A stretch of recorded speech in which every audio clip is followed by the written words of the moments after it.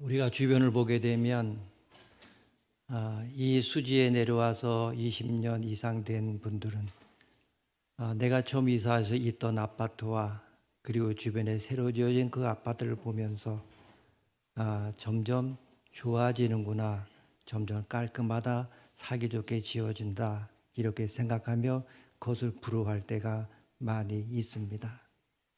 정말 새롭게 아름답게 모든 편리가 다 제공된 그런 아파트가 좋기는 좋은 것입니다만은 다 그런 건 아닙니다만은 정말 우리가 살면서 현재 내가 살고 있는 그것이 행복한 곳인가 아닌가 하는 것은 무엇에 달려 있습니까? 그것은 분명 우리 마음에 따라 다르다고 하는 것입니다. 여러분, 좋은 아파트는 무엇이고 또 한 걸음 더 나아가서 좋은 교회는 어떤 곳입니까? 웅장하게 잘 짓고 모든 기반시설이 잘 되어져 있는 교회가 좋은 교회입니까? 정말 하나님의 자녀에게는 좋은 교회에서 기쁘게 신앙생활하는 것보다 더 큰 행복이 없다고 생각을 합니다. 분명 이 점에 대해서는 누구나 공감할 것입니다. 좋은 교회가 무엇입니까? 그 교회에 몸을 담고 있는 사람들의 손으로 만들어지는 것이지 하늘에서 그냥 뚝 떨어지는 것이 아니라고 하는 것입니다. 우리는 때로 좋은 교회를 찾아서 다닙니다. 눈을 크게 뜨고 어떤 교회가 좋은 교회인가, 정말 내가 편안하게 신앙생활할 곳이 어딘가 이렇게 생각합니다마는 좋은 교회라고 하는 것은 우리가 찾아다녀야 할 무엇이 아니라 우리 스스로 만들어야 하는 것입니다. 좋은 교회를 만들려고 한다면 형제 자매가 한 마음이 되어서 서로 사랑하고 섬겨야 합니다. 서로 사랑하고 섬기는 체질이 바로 형성된 교회를 일컬어서 좋은 교회라 말합니다. 서로 다투고 반목하고 나눠지는 그 교회는 절대로 좋은 교회가 아닙니다. 아무리 명설교가가 있어서 설교를 잘한다고 할지라도, 아무리 아름다운 건물을 가지고 있다 할지라도, 아무리 전통이 오래된 교회라 할지라도 하나 되지 못한다고 하면 절대로 좋은 교회가 아닙니다. 좋은 교회를 만들려고 한다면 믿음이 강한 자나 약한 자나 서로 마음을 열고 받아야 합니다. 또한 다른 형제를 비판하는 말을 함부로 해서도 안 됩니다. 진리냐 비진리냐 하는 본질적인 문제에서 벗어나지 않는 한 서로 불쌍히 여기면서 포용할 수 있어야 합니다. 서로 견해가 다르다는 것 때문에 서로 갈등하는 사이를 만들면 안 됩니다. 그렇게 하기 위해서는 입을 조심하여 형제를 판단하지 말아야 됩니다. 이것이 바로 좋은 교회를 만드는 조건이요, 좋은 교회에서 기쁘게 신앙생활할 수 있는 지름길입니다. 강자만이 사는 세상은 동물의 세계이고 본능의 세계이고 하나님이 없는 세계입니다. 그러나 하나님이 지배하는 세계는 약자가 살 수 있는 세계입니다. 우리는 바로 그런 세계를 만들어야 됩니다. 믿음의 세계에서 보게 되면 강한 믿음을 소유한 사람이 있는가 하면 약한 믿음을 가진 사람도 있습니다. 우리는 교회를 일컬어서 그리스도의 몸이라 이렇게 말합니다. 거룩한 하나님의 자녀들이 예수님의 몸의 지체가 되어서 아름다운 영적 공동체를 이룬 것이 바로 교회입니다. 그런데 교회 안에서 가끔 대두가 되는 심각한 문제가 있다고 하면 그것은 무엇입니까? 내적 분열이라고 할 수가 있습니다. 다시 말하면 성도들 간에 분쟁이 일어난다고 하는 것입니다. 교회 안에서 서로 의견 대립이 생긴 후에 편당이 갈리고 나중에 교회가 두셋으로 나눠지기도 하는 것입니다. 한국 교회사를 연구한 어느 학자는 해방 후 50년밖에 안 되는 한국 교회를 그 역사를 이렇게 이야기합니다. 교회 분열사다 이렇게 요약해서 표현을 했습니다. 한국 교회가 왜 분열했느냐 하는 것을 연구해 보면 해방 후 반세기 역사를 거의 다 알 수 있다고 하는 것입니다. 이것이 얼마나 수치스러운 일입니까? 지금도 10교회 중에 5, 6은 성도끼리 알력과 편당의 김새가 나타나고 있습니다. 대형교회의 부끄러운 모습들이 뉴스에 우러내리고 있습니다. 서로 교회에서 만나면 겉으로는 웃고 인사를 합니다마는 마음은 돌아서 있습니다. 왜 우리나라 교회들이 이 모양인지 정말 답답합니다. 이 로마서를 쓴 당시에 보게 되면 유대인 신자와 이방인 신자가 함께 모이는 교회가 대부분이었습니다. 유대인 신자 보게 되면 유대계에 몸을 담고 있다가 바울의 전도를 받고 신자가 된 사람들이었습니다. 그리고 이방인 신자들은 그 유대교의 배경이 전혀 없이 예수를 믿게 된 비유대인계의 사람들이었습니다. 이와 같이 너무나 상이한 두 그룹의 사람들이 한 교회에서 신앙생활 하다 보니까 충돌하게 된 것입니다. 그 유대인 신자와 이방 신자는 겉보기에는 별 차이가 없는 것 같은데 정말 내면으로 보게 되면 흰색과 검은색이 다르듯이 완전히 대조가 되는 그러한 신분들이었습니다. 유대인들을 보게 되면 전통적으로 어릴 때부터 율법을 엄하게 지키면서 성장합니다. 그리고 예수를 믿은 다음에도 엄한 율법주의를 고수하던 옛날 버릇을 버리지 못한 사람들이 로마 교회 안에 많이 있었습니다. 예를 들면 음식을 가려 먹는 습관을 들 수가 있습니다. 그들은 정한 음식, 부정한 음식을 어려서부터 가려 먹었기 때문에 예수를 믿은 다음에도 종교적인 습관을 쉽사리 버리지 못했습니다.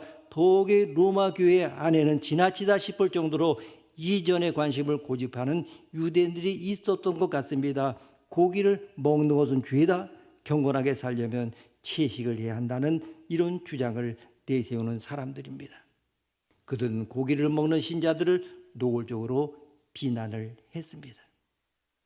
우리에게도 이와 같은 성격의 문제들이 없지 않아 있습니다.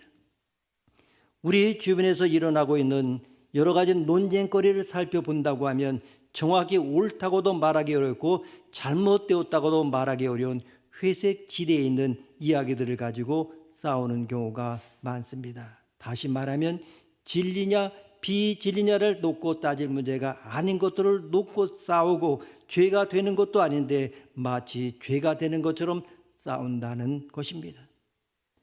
이런 것들은 무엇입니까? 서로 견해 차이에서 생긴 것들입니다. 아니면 과거 전통이나 습관에서 굳어진 것들입니다. 교회 안에서 이런 회색지대에 속하는 것을 성경에 진린 것처럼 들고 나오는 자들 때문에 교회가 분열되는 예가 많습니다.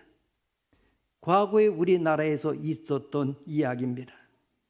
주일날 부산항에 큰 여객선 한 척이 정박해 있었습니다. 그 배에는 안식년을 맞아서 자기 고향으로 돌아가는 어느 선교사가 타고 있었습니다.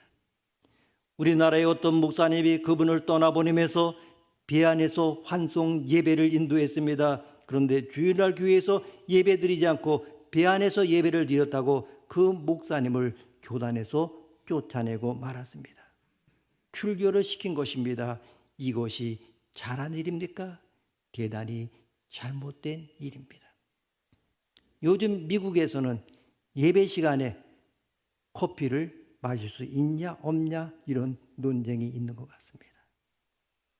우리도 보게 되면 때로 목이 컬컬하고 때하면 물을 마실 수 있습니다. 떠와서. 그런데 지나치게 그것을 이것은 잘못됐다, 이것은 맞다 따지는 그러한 일들이 많이 있다고 하는 것입니다. 오늘 본문은 이렇게 말하고 있습니다. 당신 주변에 있는 믿음 없는 사람을 비판하지 말라. 그 사람은 세상에서 살다 왔기 때문에 믿음이 깊을 수가 없습니다. 아직 성경도 모르고 교회 생활도 모르기 때문에 생각하는 것과 말하는 것이 다 세상적입니다. 우리는 그동안에 믿음 생활했기 때문에 그리고 생각하는 것과 행동하는 그 모든 것들이 그 말씀에 비추어서 내 생활 속에 체득된 것을 가지고 판단하기도 하고 그렇게 행동합니다마는 그러나 예수 믿지 않은 사람은 세상 문화 속에 있다가 와서 그냥 세상적인 것으로 모든 것 생각하고 또한 의견을 낼 때도 보게 되면 세상적인 그 방법들이 많은 것을 볼 수 있습니다. 그래서 때로는 교회에 와서 잘난 척하기도 하고 실수도 합니다. 그런 사람을 안에 꼽게 보거나 비판하거나 거부하지 말라 이렇게 말씀하고 있습니다. 그런 사람들과 함께 살 수 있는 곳이 바로 교회이기 때문입니다. 1절 말씀 함께 읽습니다. 1절입니다. 믿음이 연약한 자를 너희가 받되 그의 의견을 비판하지 말라. 아멘. 여기서 중요한 단어는 받는다입니다. 사람을 받아들이라고 하는 뜻입니다. 우리는 좋은 사람은 받아들이지만은 싫은 사람은 거부하고 배척합니다. 그렇게 하는 것은 하나님 나라에서 하는 일이 아닙니다. 믿음이 약한 사람을 받아주고 이해하고 격려해 주라는 말입니다. 받아주고 이해하고 들어주는 것이 그들을 돕는 첫 걸음입니다. 병든 사람을 치유하는 첫 걸음입니다. 교회는 병든 사람과 죄를 많이 지은 사람이 있어야 합니다. 그분들을 껴안고 사랑하고 치유하고 고치는 것이 바로 교회입니다. 믿음이 약한 자를 거부하지 말고 받아들이고 수용하라는 말입니다. 그리고 그의 의심하는 바를 그가 이해하지 못하고 그가 신뢰하지 못하는 부분을 비판하지 말라는 말입니다. 정말로 여러분의 가정에서 먼저 이런 일이 일어나기를 바랍니다. 아내를 비판하지 말고 받아들이십시오.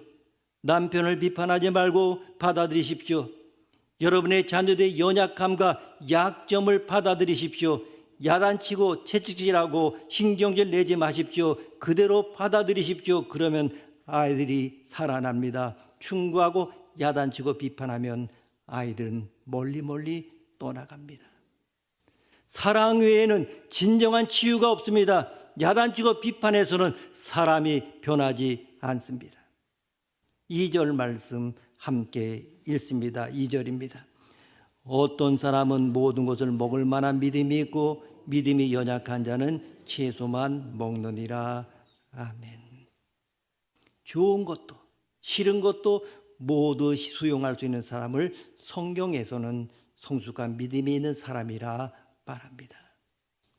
자기만 생각하고 자기 생각만 옳은 사람은 믿음이 얕은 신자라고 정말 2절은 말하고 있습니다. 누군지 자기의 유익을 구하지 말고 남의 유익을 구하고 내 기준으로 보지 말고 그 사람의 기준에서 보라는 말입니다. 이런 사람이 성숙한 사람입니다. 3절 말씀 함께 읽습니다. 먹는 자는 먹지 않는 자를 없인 여기지 말고 먹지 않는 자는 먹는 자를 비판하지 말라. 이는 하나님의 글을 받으셨음이라. 아멘. 무엇인지 다 먹을 수 있는 사람은 이것은 먹고 이것은 못 먹는 사람을 보게 되면 웃을 수가 있습니다. 그러나 그렇게 생각하지 말라고 하는 것입니다.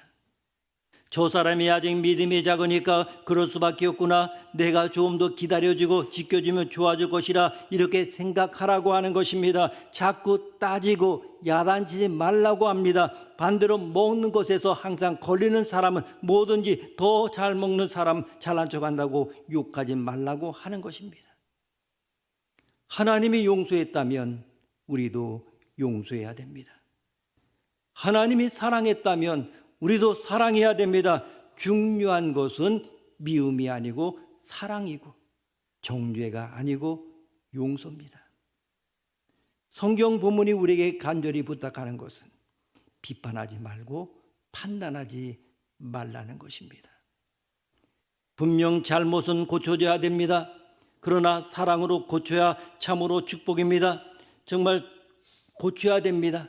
그러나 고쳐주는 방법이 비판이 아니고 사랑이고 정죄가 아니고 격려여야 합니다. 비판하고 정죄하고 판단하게 되면 우리가 하나님의 자리에 앉게 됩니다. 하나님이 참으신다면 우리도 참아야 됩니다. 하나님이 사랑했다면 우리도 분명 사랑해야 됩니다. 나 같은 것도 사랑하지만 하나님은 그 사람도 사랑하십니다. 비판하지 말고 정죄하지 마십시오. 오히려 이해하고 사랑하고 격려하십시오. 혹시 상대가 실수했거든 같이 울어주십시오. 사랑을 가지고 격려하고 축복하고 울어주십시오.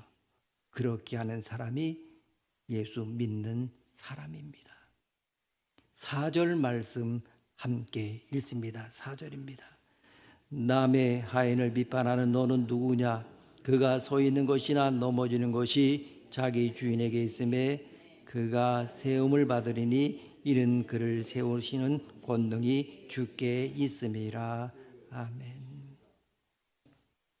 예수님은 자꾸 세워주는데 너는 왜 자꾸 허무느냐 이렇게 말합니다. 여러분 직장에서 학교에서 세워주는 사람이 되기를 원합니다. 결코 허무는 사람이 되지 마십시오. 허무는 일이 있다고 하면 하나님이 하십니다. 심판을 하는 분도 원수 갚는 분도 하나님이십니다. 여러분 사랑하시기만 하면 됩니다. 여러분은 무슨 일을 만나든지 어떤 사람을 만나든지 그 사람의 좋은 것만을 이야기하십시오. 격려하십시오. 축복해 주십시오. 그런데 어떤 사람 보게 되면 너무나 날카롭습니다.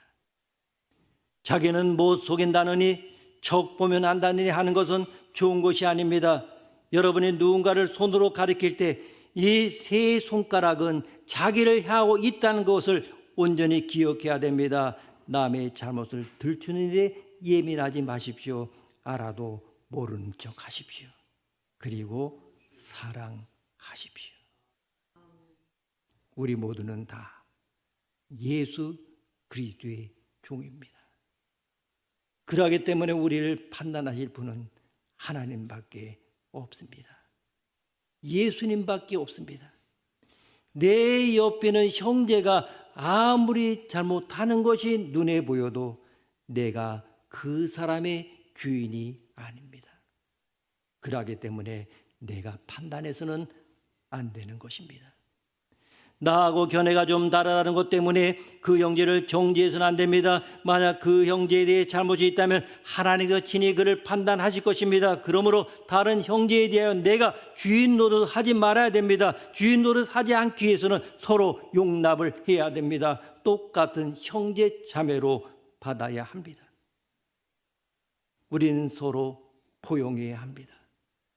서로의 좋은 점을 배우고 서로의 부족한 점을 보완하고 이해해 주는 것이 바로 믿는 자의 공동체입니다. 시편에 보게 되면 아주 재미있는 말씀이 나옵니다. 시편 133편 1절을 보면 형제가 연합하여 동거함이 어찌 그리 선하고 아름다운고. 아멘. 그 안에서 예수 그리스도의 이름으로 한 몸이 되어 함께 울고 함께 웃는 아름다운 공동체를 이루어 사는 것이 얼마나 선하고 아름다운 일입니까? 이 선하고 아름다운 것을 진리도 아닌 어떤 의견을 가지고 깨뜨리려고 하는 것은 자기 자신을 위해서도 불행한 것이요 교회를 위해서도 슬픈 일입니다. 여러분, 우리 함께 포용합시다. 다른 형제를 받아줍시다. 그리고 그 형제에게 주인 노릇 하지 맙시다. 그에게 무언가 좀 눈에 거스르는 것이 있다 할지라도 그것이 죄와 관계가 없는 문제라면 그 형제의 약한 믿음을 이해해 주는 사람이 되어야 합니다. 그리하여 우리는 주님이 오시는 그날까지 형제가 연합하여 동거하는 것이 아름다움을 잃지 않고 한평생 서로 회복을 유지하며 살 수 있을 것입니다. 여러분, 제일 위대한 것이 무엇입니까? 그것은 속아주는 것입니다. 상대가 나를 속이는 것을 알아도 속아주는 것입니다. 이것이 바로 해답입니다. 예수님은 속아주셨습니다. 제자들이 형편 없다는 것을 예수님 더 잘 아셨습니다. 그러나 예수님은 그들을 제자 삼으셨습니다. 형편없는 사람들에게 너 형편없으라고 말하지 않으시고 너 진실해. 내가 무화과 나무 아래 있을 때 봤어. 이렇게 말씀하셨습니다. 이것이 얼마나 기막힌 선포입니까? 넌 훌륭해. 넌 앞으로 큰 일 할 거야. 이렇게 말해주는 것입니다. 저는 여러분이 여러분의 자녀에게도 공부 못한다고 야단치는 부모가 아니라 격려하는 부모가 되기를 바랍니다. 좀 잘못한 일이 있어도 수용하고 격려하시면 지금 당장은 아니지만 얼마 되지 않아 여러분의 자녀들은 위대한 사람들이 될 것입니다. 왜? 부모가 그렇게 축복해 주었기 때문입니다. 매일 쓰다듬어주고 사랑해주고 안아주고 격려해주고 축복해주면 자녀들은 잘 될 수밖에 없습니다. 여러분의 남편들을 축복해 주십시오. 매일 축복해 주십시오. 사랑을 먹고 자라고 용서를 먹고 자랍니다. 인간은 누구나 실수를 할 수 있습니다. 완전한 인간이 어디 있습니까? 우리 모두는 용서를 받아야 되고 위로를 받아야 됩니다. 격려를 받아야 합니다. 약한 자를 받아주고 그를 비판하지 말라고 말합니다. 5절 6절 말씀 함께 읽습니다. 5절 6절입니다. 어떤 사람은 이 날을 전날보다 낮게 여기고 어떤 사람은 모든 날을 같게 여기나니 각각 자기 마음으로 확정할지니라. 나를 중히 여기는 자도 주를 위하여 중히 여기고 먹는 자도 주를 위하여 먹으니 이는 하나님께 감사하며 먹지 않은 자도 주를 위하여 먹지 아니하며 하나님께 감사하느니라. 아멘. 어떤 사람은 먹는 것을 가지고 이렇게 싸우는 사람이 있고 교회에 와 보면 날짜 가지고 싸우는 사람도 있습니다. 이상하죠? 예수를 오래 믿었음에 불구하고 이 날이 좋다 이렇게 이야기합니다. 어디서 뭐 보고 오셨습니까? 이상하게 그 세상의 생각이 아직도 빠지지 않고 그런 경우가 많이 있습니다. 여러분 날짜를 가지고 싸우다가 이단이 생겼습니다. 토요일이 주일이다, 주일이 주일이다 싸웁니다. 예수님 당시도 그랬습니다. 예수님이 안식일에 병을 고쳤더니 사람들이 병 고친 것엔 관심이 없고 왜 안식일에 했느냐 이렇게 따져 묻습니다. 그러자 예수님 뭐라고 말씀하십니까? 내가 안식일의 주인이다 이렇게 말합니다. 우리 중에도 이런 그리스도인들이 참으로 많다고 하는 것입니다. 여러분 주일은 안식일이며 축복된 날입니다. 그러면 주일만 거룩하게 살고 나머지 날들은 마음껏 미워하며 살아도 됩니까? 여러분 분명히 11조가 중요합니다. 그러나 10의 1만 드리면 나머지는 내 마음대로 써도 됩니까? 교회 와서 봉사할 때는 거룩하게 하고 나가서는 욕하며 살아도 됩니까? 아닙니다. 제멋대로 사는 것 다 위선입니다. 이것이 하나님의 말씀을 가지고 장난하는 것입니다. 안식일을 귀하게 여기는 사람은 나머지 날들도 흐트러지지 않습니다. 11조를 내어 하나님의 돈으로 구별하는 사람은 나머지도 가치 있게 씁니다. 하나님을 위하여 봉사하는 사람은 그 삶 전체가 하나님께 드려지기를 원하는 것입니다. 먹어도 주를 위하여 먹고 먹지 않아도 주를 위하여 먹지 않습니다. 이 날이 좋다고 하거나 자기를 위하여 정말 저 날이 좋다고 해도 모두 다 주를 위한 것이어야 됩니다. 방법이나 그릇이 중요한 것이 아니라 내용이 중요합니다. 7절 8절 말씀 함께 읽습니다.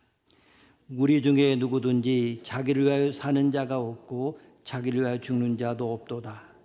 우리가 살아도 주를 위하여 살고 죽어도 주를 위하여 죽나니 그러므로 사나 죽으나 우리가 주의 것이로다.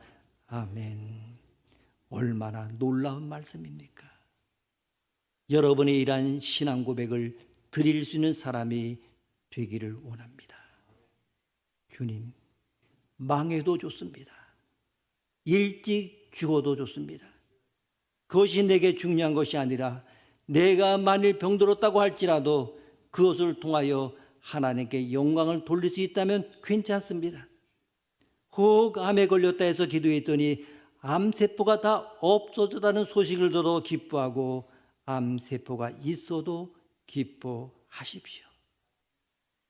내 사랑은 변할 수 없고 내 헌신은 변할 수 없는 것입니다. 주님을 향한 내 뜨거운 마음은 변할 수가 없습니다.